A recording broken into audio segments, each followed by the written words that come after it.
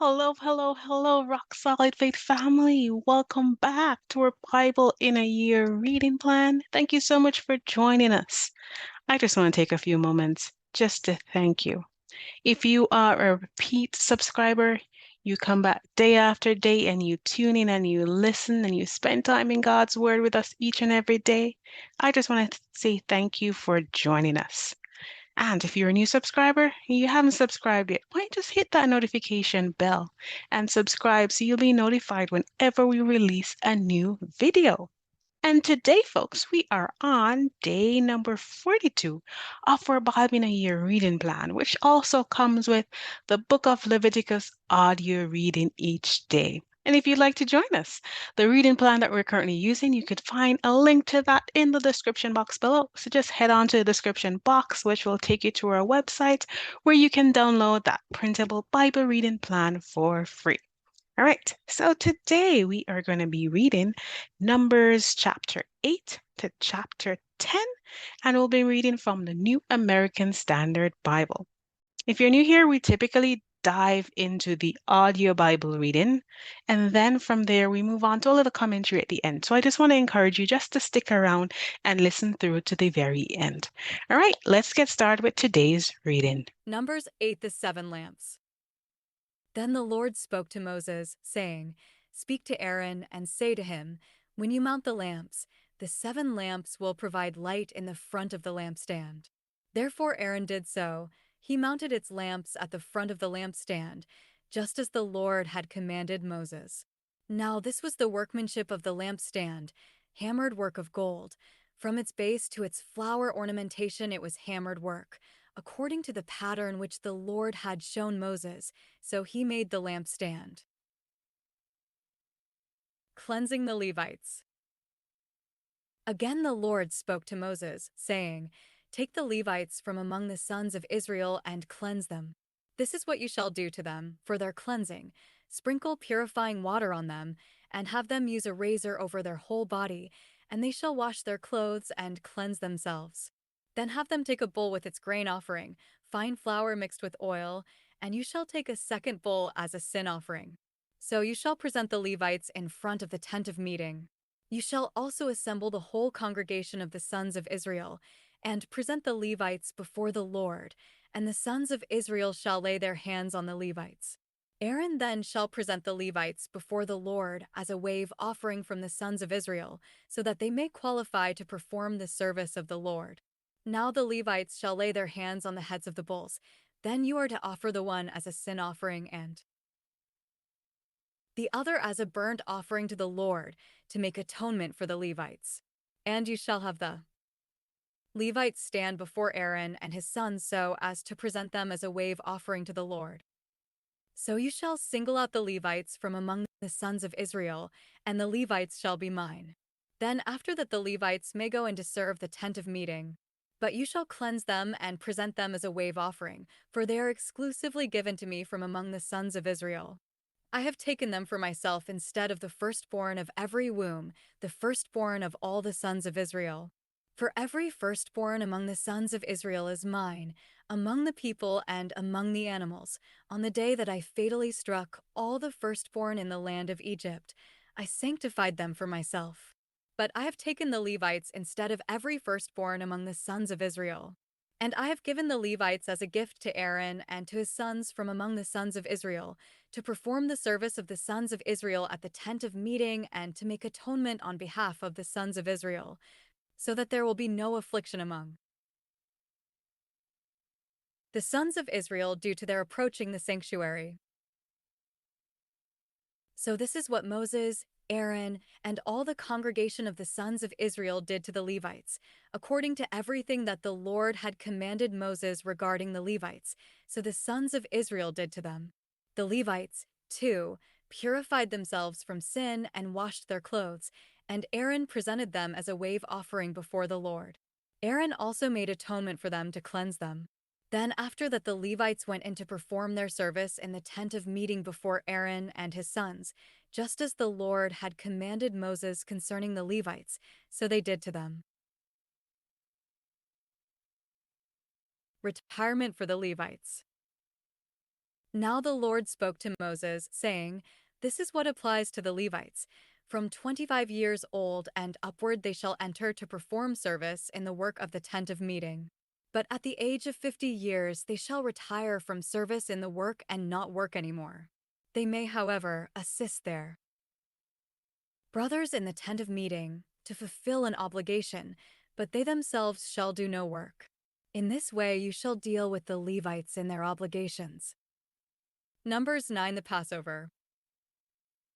Now the Lord spoke to Moses in the wilderness of Sinai, in the first month of the second year after they had come out of the land of Egypt, saying, "Now the sons of Israel are to celebrate the Passover at its appointed time. On the 14th day of this month, at twilight, you shall celebrate it at its appointed time. You shall celebrate it in accordance with all its statutes and all its ordinances." So Moses told the sons of Israel to celebrate the Passover. And they celebrated the Passover in the first month, on the 14th day of the month, at twilight, in the wilderness of Sinai, in accordance with everything that the Lord had commanded Moses, so the sons of Israel did. But there were some men who were unclean because of contact with a dead person, so that they could not celebrate Passover on that day, and they came before Moses and Aaron on that day. Those men said to him, "Though we are unclean because of a dead person, why are we kept from presenting the offering of the Lord at its appointed time among the sons of Israel?" Moses then said to them, "Wait, and I will listen to what the Lord will command concerning you." Then the Lord spoke to Moses, saying, "Speak to the sons of Israel, saying, if any one of you or of your generations becomes unclean because of a dead person, or is on a distant journey, he may, however, celebrate the Passover to the Lord. In the second month, on the 14th day at twilight, they shall celebrate it. They shall eat it with unleavened bread and bitter herbs. They shall not leave any of it until morning, nor break a bone of it. They shall celebrate it in accordance with the whole statute of the Passover. But the person who is clean and is not on a journey, yet refrains from celebrating the Passover, that person shall then be cut off from his people, because he did not present the offering of the Lord at its appointed time. That person will bear the responsibility for his sin. And if a stranger resides among you and celebrates the Passover to the Lord, according to the statute of the Passover and its ordinance,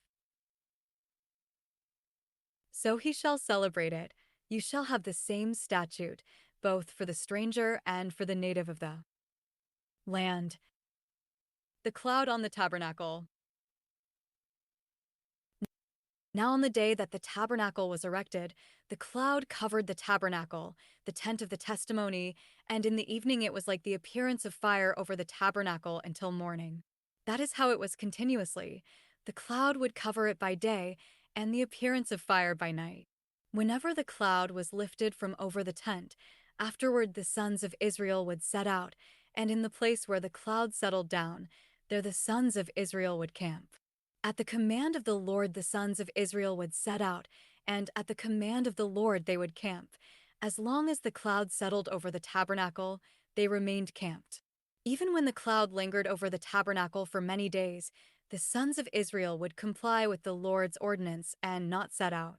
If sometimes the cloud remained a few days over the tabernacle in accordance with the command of the Lord, they remained camped.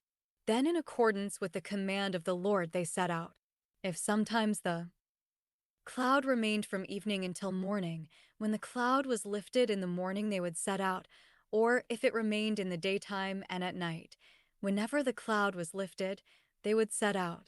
Whether it was 2 days, a month, or a year that the cloud lingered over the tabernacle, staying above it, the sons of Israel remained camped and did not set out, but when it was lifted, they did set out.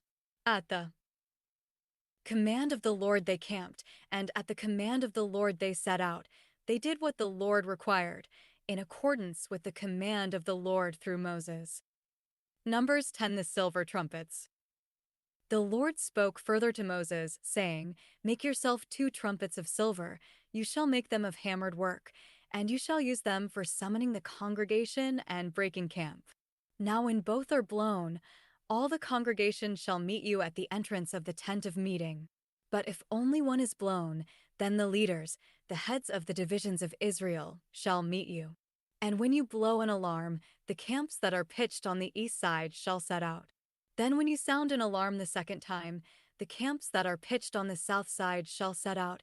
An alarm is to be sounded for them to break camp. When convening the assembly, however, you shall blow the trumpets without sounding an alarm. The sons of Aaron, moreover, the priests, shall blow the trumpets, and this shall be a permanent statute for you throughout your generations. And when you go to war in your land against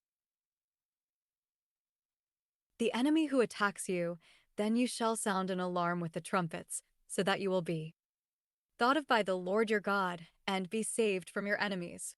Also on the day of your joy and at your appointed feasts, and on the first days of your months, you shall blow the trumpets over your burnt offerings and over the sacrifices of your peace offerings, and they shall be as a reminder of you before your God. I am the Lord your God. The tribes leave Sinai. Now in the second year, in the second month, on the 20th of the month, the cloud was lifted from above the tabernacle of the testimony, and the sons of Israel set out on their journeys from the wilderness of Sinai. Then the cloud settled in the wilderness of Paran. So they moved on for the first time in accordance with the command of the Lord through Moses. The flag of the camp of the sons of Judah, by their armies, set out first, with Nahshon the son of Amminadab over its army, and Nethanel the son of Zur over the tribal army of the sons of Issachar, and Eliab the son of Helon over the tribal army of the sons of Zebulun. Then the tabernacle was taken down, and the sons of Gershon and the sons of Merari, who were carrying the tabernacle, set out. Next the flag of the camp of Reuben, by their armies, set out with Elizur the son of Shadur over its army, and Shalumiel the son of Zurishaddai over the tribal army of the sons of Simeon. And Eliasaph the son of Duel was over the tribal army of the sons of Gad. Then the Kohathites set out, carrying the holy objects, and the tabernacle was set up before their arrival. Next the flag of the camp of the sons of Ephraim, by their armies, set out, with Elishama the son of Ammihud over its army, and Gamaliel the son of Pedahzur over the tribal army of the sons of Manasseh, and Abidan the son of Gideoni over the tribal army of the sons of Benjamin. Then the flag of the camp of the sons of Dan, by their armies, which formed the rear guard for all the camps, set out, with Ahiezer the son of Ammishaddai over its army, and Pagiel the son of Ochran over the tribal army of the sons of Asher, and Ahira the son of Anan over the tribal army of the sons of Naphtali. This was the order of marching for the sons of Israel by their armies as they set out.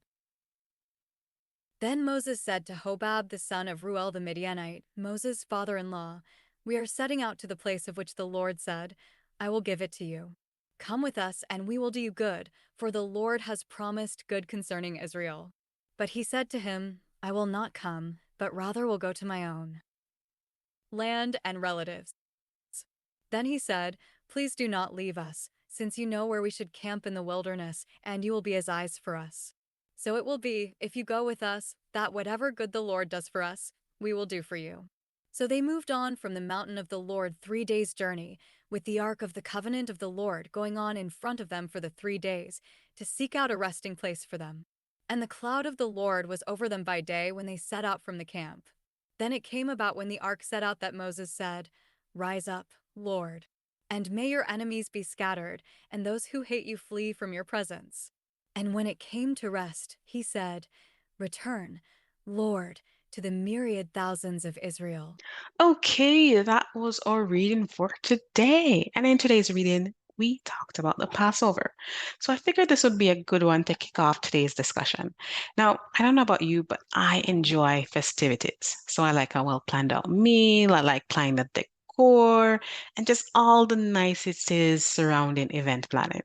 So as I read about the Passover, I got really excited, right? So that's what we're going to talk about in today's segment. Now, the Passover, it's a big deal, okay, people? A big deal. Just like how for Christians who celebrate it, Christmas is a big deal. It's a time of festivities when Jews get together with their families. And this meal can easily last 5 hours. Now, an interesting fact that I came across in Israel, the grocery stores, they will use plastic to cover sections of shelves to indicate items that are not kosher, right? And items that are only stocked for Passover, you also see these on the shelves as well during this Passover time period. And manufacturers, they also label products as kosher for Passover just to help people be informed about what they can and cannot eat during this time period.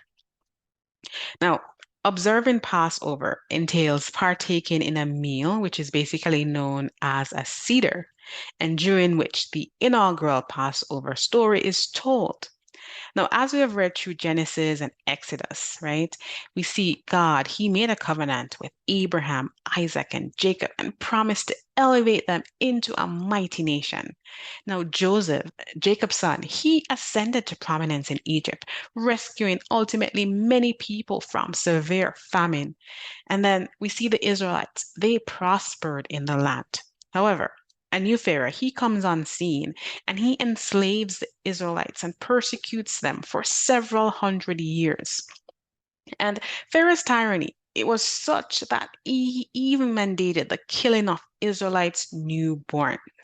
Yet, in response to their cries, God raised Moses to liberate them, prompting a series of plagues illustrating God's supremacy over Egypt and its deities. Despite this, Pharaoh persisted in his defiance, and he refused to let God's people go until the 10th plague, the death of the firstborn, right? In which he compelled him to let the Israelites go. Now, during the 10th plague, the Israelites, they marked their homes, their doorposts with lamb's blood, and all those who remained in that house with the lamb's blood were spared the wrath of that plague. And the Passover, it's a reminder of what God did for the Israelites and their exodus from Egypt after years of slavery. Now, as Christians, we don't typically celebrate the Passover as it's among the laws that was fulfilled at the cross. However, this is what typically entails within a Passover meal. Okay. Now, the Passover, it typically lasts for 7 or 8 days, depending on where you're observing it. So in Israel, it would be 7 days, or outside Israel, it'd be 8 days. And the symbolic foods. Now, the Passover Seder plate typically includes symbolic foods such as bitter herbs, representing the bitterness of slavery, and a mixture of apples, nuts, wine, and cinnamon called a charoset, representing the mortar used by the Israelites in Egypt, and a roasted shank bone, symbolizing the Paschal lamb sacrifice. Now, during Passover, the Jews refrain from eating leavened bread, and instead they eat matzah, which is unleavened bread, symbolizing the haste in which the Israelites fled Egypt and not having time for their bread to rise. Now, 4 cups of wine. During the Passover Seder, 4 cups of wine are traditionally consumed, each representing one of the promises of redemption mentioned in Exodus.